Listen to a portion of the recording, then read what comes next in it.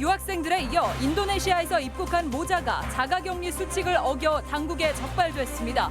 코로나19 지역사회 감염원이 될 수 있다는 점에서 엄정한 대처가 뒤따를 전망입니다.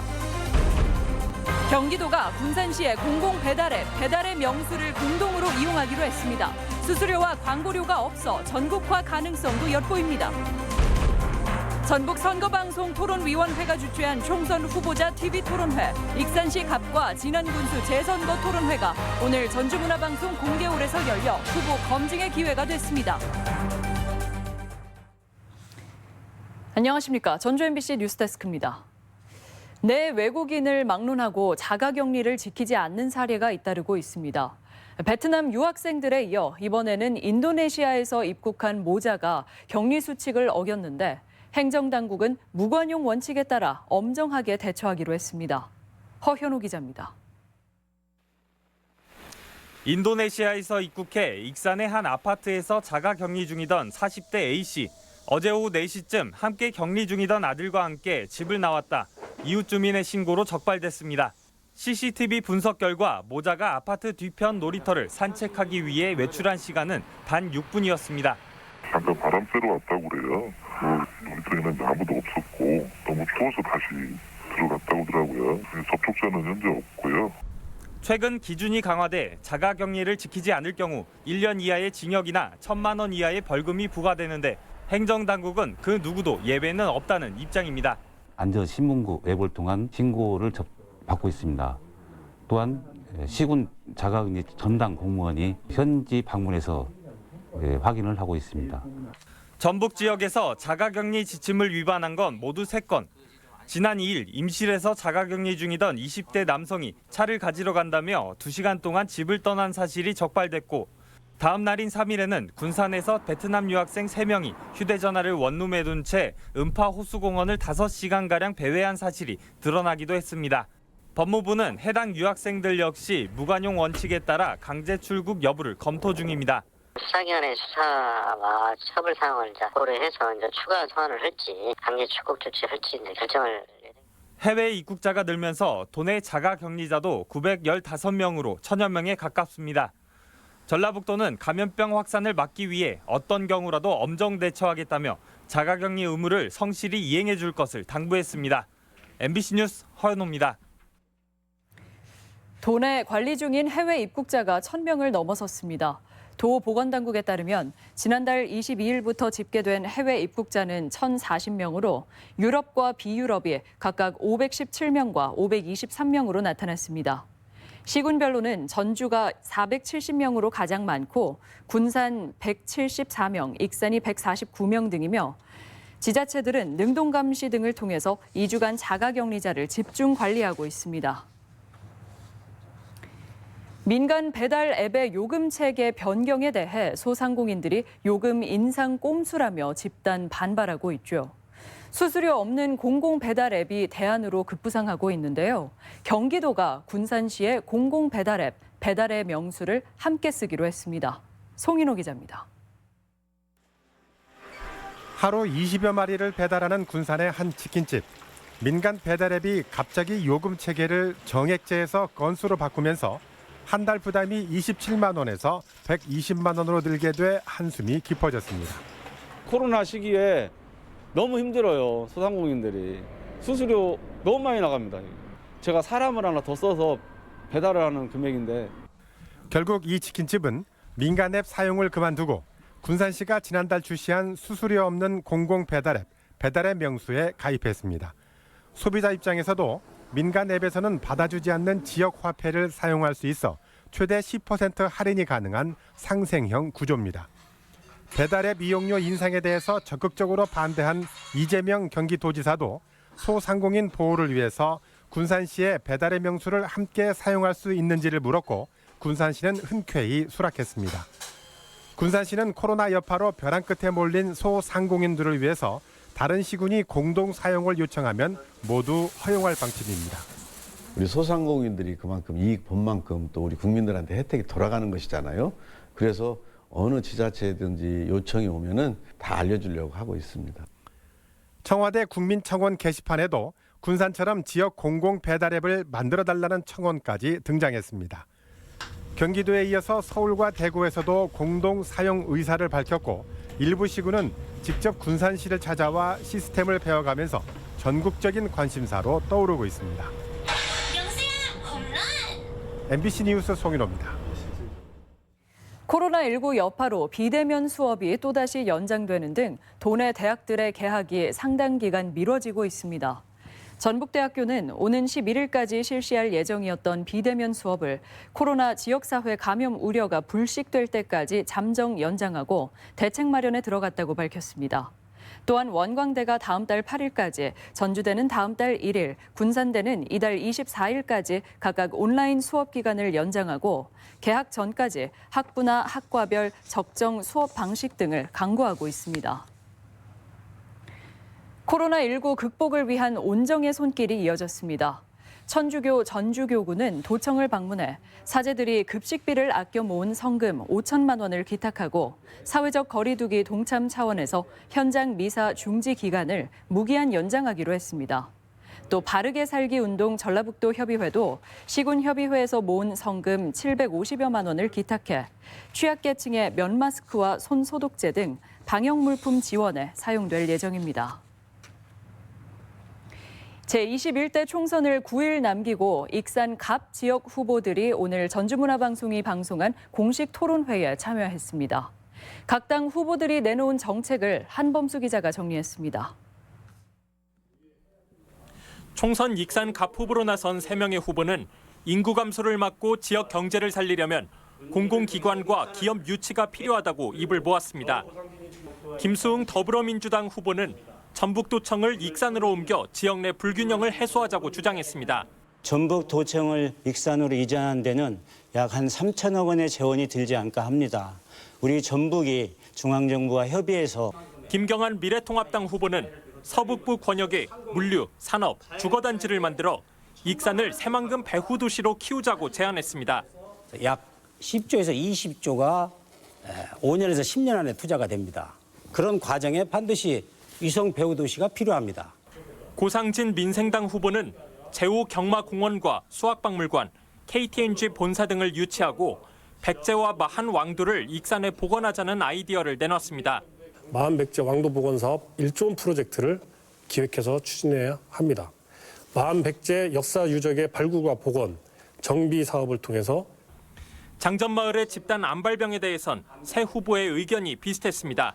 피해 구제법을 만들어서 재발 방지 대책과 보상을 확실하게 함으로써 토양과 지하수 오염 실태를 파악해서 혹시 있을지 모를 2차 피해에 대한 부분도 식품 클러스터를 활성화시키기 위해 충분한 인프라를 확보해야 한다는 부분에서도 의견 차이가 크지 않았습니다. 대기업이 입주할 수 있는 기업 환경이 조성이 돼야 됩니다. 그러면 신규로 투자할 수 있습니다. 정책 검증 대신 후보 개인의 행실을 문제 삼기도 했습니다. 김경환, 고상진 두 후보는 여론조사 선두를 달리고 있는 김수흥 후보가 앞선 후보자 토론회에 참석하지 않았다고 비판했고, 김 후보는 경선 과정에서부터 주민들의 알 권리를 위해 충분히 노력했다고 반박했습니다. MBC 뉴스 한범수입니다. 4.15 총선과 함께 치러지는 지난군수 재선거 후보 토론회도 열렸습니다. 민주당 후보에 맞서 무소속 후보들이 단일화하면서 양자 대결이 성사됐는데 김하연 기자가 정리했습니다. 토론회는 더불어민주당 전춘성 후보의 지난 발언에 대한 사과로 시작됐습니다. 음주운전 일회를 순간적인 착오로 이해로 잘못 표현한 사실에 대해서 이충국 후보님에게 다시 한번 진심으로 사과드립니다. 이항로 전 군수의 낙마로 치러지는 재선거에 대한 책임 공방도 시종일관 계속됐습니다. 상실관과 분열을 만든 사람이 누구라고 생각하십니까? 그 후보인 군수이신 이항로 군수라고 생각합니다. 가입박물관 계획을 우리 그 후보님이 문화관광과장으로 계실 때 세웠던 거 맞습니까? 계획은 제가 수립했습니다. 네. 무소속 이충국 후보는 전춘성 후보가 이항로 전 군수와 마찬가지로 임수진 초대 군수 비서 출신이라며 결국 권력 세습이 아니냐고 비판했고, 이항로 군수와 같이 임수진 군수 비서했던 전춘성 후보가 출마하셨습니다. 맞죠? 네, 그렇습니다. 그래서 우리 진안 군민들은 합리적인 의구심을 갖고 있습니다. 전 후보는 정당하게 민주당 경선을 거쳤다며 문제가 없다고 맞받았습니다. 저는 당당하게 공무원 32년을 마치고 더불어민주당에 입당해서 국민과 당원의 심판을 받아서 민주당 후보가 됐습니다. 전춘성 후보는 상대의 공약인 지방시설공사 설립에 대해 비용 측면에서의 실현 가능성과 공무원 동의 여부 등을 따져 물었습니다. 공단으로 운영했을 때는 인력 예산을 지원해 줘야 되고 여러 분야에 봐서 예산을 이용률을 올려야 되는 그런 현실적인 어려운 문제가 있습니다. 아직도 그 공무원 마인드를 벗어나지 못하고 계신 것 같은데 이 지방의 군수는 경영자입니다. 환경 파괴 논란으로 소송이 진행 중인 마이산 케이블카 설치에 대해서도 의견이 엇갈렸습니다. 법원의 판결을 존중하고 결과에 따르겠습니다. 반드시 백지화하겠습니다. 그리고 소송을 취하하도록 하겠습니다. 이 밖에 마을 만들기와 농특산물 판매 유통, 노인복지 등 현안에 대한 질의응답이 오갔지만 구체적인 방안 제시에선 아쉬움을 남겼습니다. MBC 뉴스 김하연입니다. 전북 선거방송 토론위원회가 주최하는 총선 후보자 TV 토론회 완주 진안 무주 장수군 토론회가 내일 전주문화방송 공개홀에서 열립니다. 내일 토론회에는 더불어민주당 안호영, 미래통합당 김창도, 무소속 임정엽 후보 등 3명의 초청 대상자가 공약과 정책을 놓고 치열한 공방을 펼칠 전망입니다. 토론회는 내일 오후 5시 25분부터 전주 MBC에서 65분 동안 생방송됩니다. 전주 MBC는 총선 2차 여론조사 결과를 내일과 모레 이틀간 발표합니다. 내일 저녁 8시 20분 전북권 뉴스데스크에서는 전주와 군산, 익산 등 도내 3개 시지역 6개 선거구 후보자들의 지지율 변동 여부 등 자세한 여론조사 결과를 소개합니다. 또 모레는 나머지 4개 선거구와 진안 군수 재선거 여론조사 결과를 발표하는데 이번 조사는 코리아 리서치가 지난 4일부터 오늘까지 전화 면접 방식으로 실시했습니다. 전주 지역 총선 후보 상당수가 롯데쇼핑이 참여하는 전주 종합경기장 개발 방식에 부정적인 것으로 나타났습니다. 참여자치 전북시민연대가 후보들에게 물은 결과 염경석, 이범석, 조형철, 오형수, 최형재 등 후보 5명이 종합경기장 개발을 전주시 재정만으로 해야 한다고 답했습니다. 김광수, 이상직 후보도 롯데 참여에 반대했고 김성주, 정동영 후보는 공공주도 개발이 돼야 한다고 답했습니다. 김윤덕, 이수진 후보는 의견을 내지 않았습니다. 전농 전북도 연맹과 전북 연홍은 오늘 민중당 비례대표 후보 2번인 김영호 후보와 익산 갑 지역구 후보인 전권희 후보 지지를 선언했습니다. 이들은 농민헌법 제정과 농업예산 확대, 농민수당법 제정 등 13개 농업정책 협약을 맺고 21대 국회에서 관철되도록 힘쓸 것을 약속했습니다. 전북경찰청은 총선 예비후보자 신분으로 선거운동이 금지된 장소에서 명함을 돌린 후보자를 적발했습니다. 경찰은 총선 후보 A씨와 선거운동원 등 2명에 대해 선거법 위반 혐의를 적용해 기소 의견으로 검찰에 송치했습니다. 경찰은 이 밖에도 선거법 위반 사례 40여 건을 적발해 이 중 허위사실 유포 등 23건, 30명의 선거사범을 조사하고 있습니다. 코로나로 직격탄을 맞은 소상공인을 위한 대출 창구가 시중은행으로까지 확산돼 이뤄지고 있습니다. 하지만 신용 등급이 좋지 않은 소상공인들은 대출받기가 쉽지 않습니다. 마재호 기자입니다. 소상공인 대출 상담이 이루어지고 있는 전주 혁신동의 농협창구. 이달부터 소상공인을 위한 정부 자금 3조 5천억 원이 시중은행으로 풀려서 신청하면 5일 이내 비교적 빠르게 대출을 받을 수 있습니다.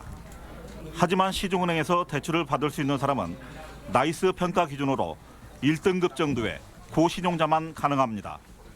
은행에서 무보증으로 나가기 때문에 신용등급이 3등급 이내에서 무수한 고객한테 무보증으로 3천만 원까지 나가고 있습니다.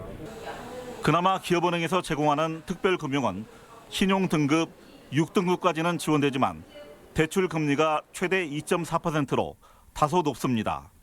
신용 등급이 더 낮은 사람은 이마저도 쉽지 않습니다.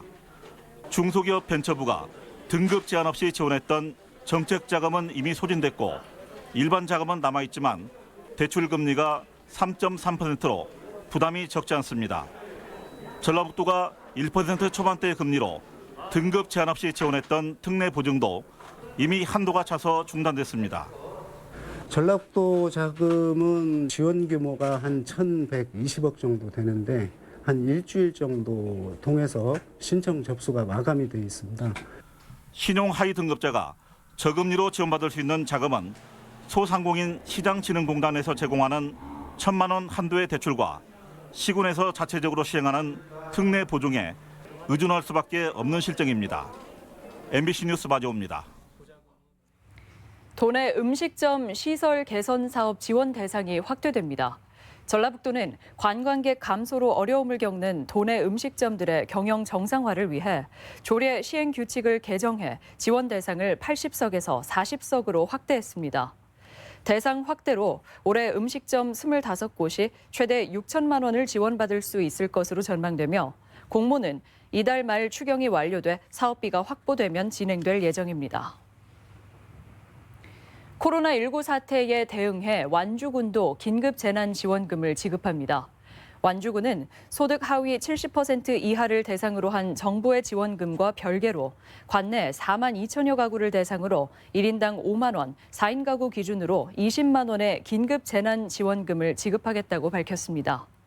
완주군은 긴급 재난지원금에 필요한 46억 원을 자체 예산으로 마련하고 이달 20일쯤부터는 지급을 시작할 계획입니다. 사회관계망을 이용한 성착취, 성폭행 관련 경찰 수사가 속도를 내고 있습니다. 전북경찰은 화상 채팅을 통해 미성년자에게 신체 영상을 요구한 20대를 성폭력 특례법 위반 혐의로 입건해 송치했습니다. 경찰은 이 밖에 사회관계망에 비밀 채팅방을 개설해 대가를 받고 아동 성착취물을 공유한 디지털 성범죄 24건에 대해서도 대상을 특정해 수사를 하고 있습니다. 전주 덕진경찰서는 살인 등의 혐의로 62살 A씨를 구속 기소 의견으로 송치했습니다. 치매 환자인 A씨는 지난달 27일 새벽 2시쯤 전주의 한 요양병원 6층 복도에서 60대 환자에게 흉기를 휘두르고 40대 뇌경색 환자를 살해한 혐의입니다. 경찰은 그러나 병원 관리가 허술했다는 비판을 받는 의료진에 대해서는 형사 책임을 묻기 어렵다는 입장입니다. 전주 덕진경찰서는 술을 마시고 운전한 전주시의회 소속 A 의원을 도로교통법 위반 혐의로 불구속 입건했습니다. 전북권 뉴스였습니다.